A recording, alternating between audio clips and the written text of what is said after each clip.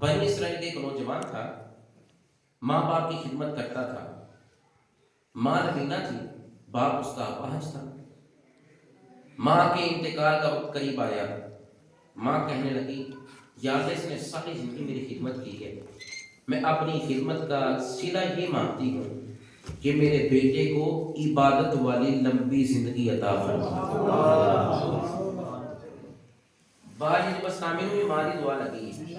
بابا فریدی کی گنجے شکر تاریخ پڑھ کے دیکھو، سارے بزرگانوں ماں پیو کی دعا لگی ہے۔ جب رسی لے لئی ماں پیو کی دعا دے رب تقدیرہ بدل چھڑ گئے۔ کہا یا اللہ اس نے میری بڑی خدمت کی ہے، سفید بال آ جائے تو رب بھی حیا کرتا ہے، تو پتر تو حیا کرنی چاہیے باپ نے۔ ماں باپ کو تماچے مار کے مسجد نماز پڑھنے آئے گا تو نماز قبول نہیں ہوگی۔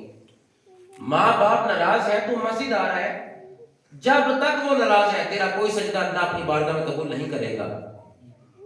باپ اور ماں دو شخصیات اس کے پاس موجود تھی۔ نوافل پڑھتا تھا، ذکر و اذکار کرتا تھا، تسبیح و تحلیل کرتا تھا۔ ماں کے وصال کا وقت قریب آیا، ماں نے اللہ کی بارگاہ میں عرض کی یا اللہ اس نے میری بڑی خدمت کی ہے، میں اپنی خدمت کا صلہ یہ مانگتی ہوں کہ میرے بیٹے کو عبادت والی لمبی زندگی عطا فرما، عبادت والی لمبی عمر عطا فرما۔ بالآخر ماں کے وصال کا وقت قریب آیا، ماں کے بچھوڑے کا وقت قریب آیا۔ آپ میں سے کچھ ایسے بیٹھے ہوں گے جن کی ماں کا انتقال ہوا۔ جب ماں دنیا سے جاتی ہے نا تو زندگی ہل جاتی ہے بندے۔ بیٹا بوڑھا بھی ہو جائے ماں کے لیے وہ بیٹا بھی ہے۔ عرض کی باری تعالیٰ اس کو عبادت والی لمبی زندگی عطا فرما۔ ماں کے کفن دفن کا انتظام کرنے کے بعد وقت گزرتا رہا، باپ کی خدمت کرتا رہا۔ بالآخر باپ کے وصال کا وقت بھی قریب آیا۔ کل نفس ذائقۃ الموت، بنی اسرائیل کا نوجوان کی بات کر رہا ہوں۔ تو کیا ہوا؟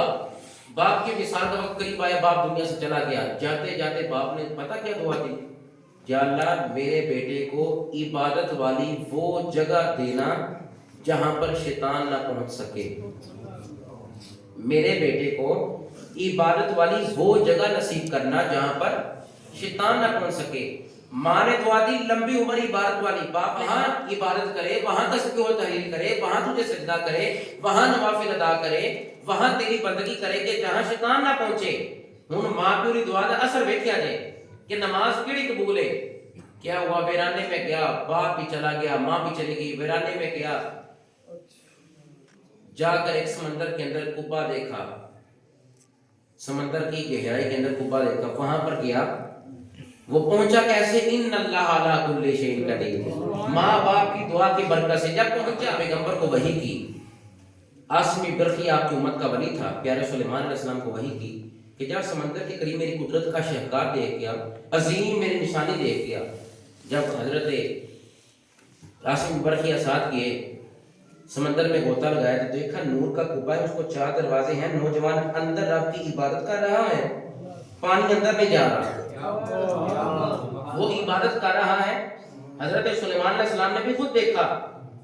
عاصم برقیہ کہتے ہیں میں نے غوطہ زن ہوا، میں نے اندر دیکھا کہ نور کا کبا ہے، نور ہی نور ہے، 4 دروازے ہیں، پانی اندر نہیں آ رہا۔ نوجوان عبادت کر رہا ہے، نوجوان تسبیح و تحلیل کر رہا ہے، نوافل پڑھی جا رہا ہے۔ جب فارغ ہوا تو عاصم برقیہ نے باہر بلایا، اللہ کے نبی کی بارگاہ میں حاضر کیا۔ پیارے سلیمان فرمانے لگے تو کب سے ہے؟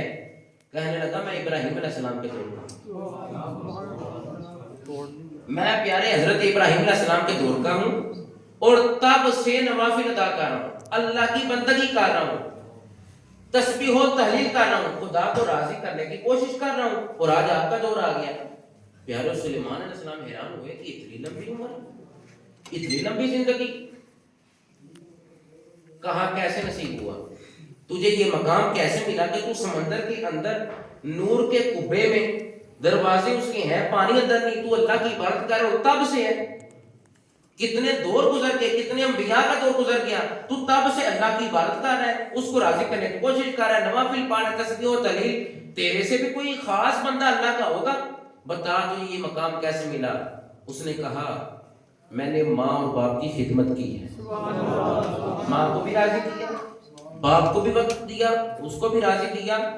ماں اور باپ دنیا سے جا رہے تھے، ان کی دعا کی برکت سے ماں نے جاتے ہوئے دعا دی کہ عبادت والی لمبی زندگی عطا فرما. باپ نے کہا اس کو وہ جگہ نصیب کرنا جہاں پر شیطان نہ پہنچے. ماں باپ کی دعا کی برکت سے اللہ نے مجھے سمندر کی گہرائی کے اندر یہ مقام عطا کیا کہ میں تب سے اللہ کو راضی کر رہا ہوں.